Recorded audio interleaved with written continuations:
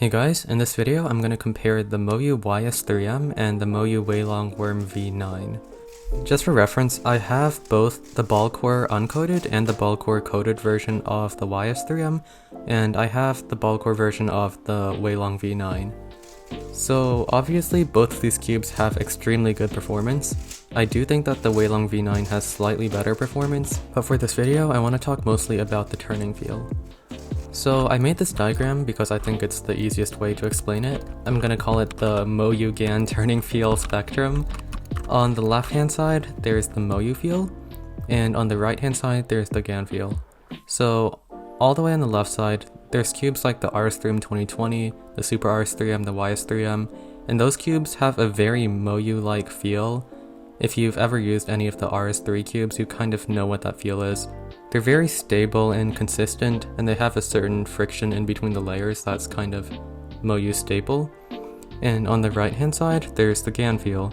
So the GAN 12 and 13 are all the way on the right, and those cubes have a completely different feel from Moyu cubes. They're much faster, less controllable, and especially with the repelling edge mags of the GAN 13, they have a very unique feel. It's important to mention that the turning feel isn't correlated with the performance in this case. That would be more on like a second axis, but the spectrum is just to compare turning feels. So the YS3M uncoated version I'd say is all the way on the left side. It feels like a standard Moyu cube. For the YS3M Magic Cloth version, that one feels very different from the uncoated version.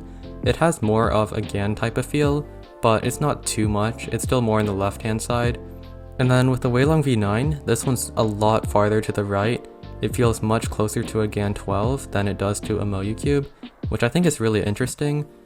It doesn't have a Moyu feel at all, and I think Moyu's trying to get their cubes to be a bit different, and to maybe imitate GAN cubes more in terms of turning feel. So I guess all of this is just to say that the WeiLong V9 doesn't feel like a YS3M at all, because I've seen a lot of people say that it's just like an upgraded version of the YS3M. It's really not. It feels completely different, and I think you really just have to try it out yourself to know what to expect, because it's not like any cube that Moyu's released before. Anyways, in terms of performance, I think the WeiLong V9 is better. There's not really any specific aspect of the cube that I can just point out and say this is really good, but more just holistically, I get really good times on the WeiLong V9. I've already gotten PB average of 5 and average of 50 with the WeiLong V9, as well as a 458 single which I uploaded a few days ago. So this cube has extremely good performance.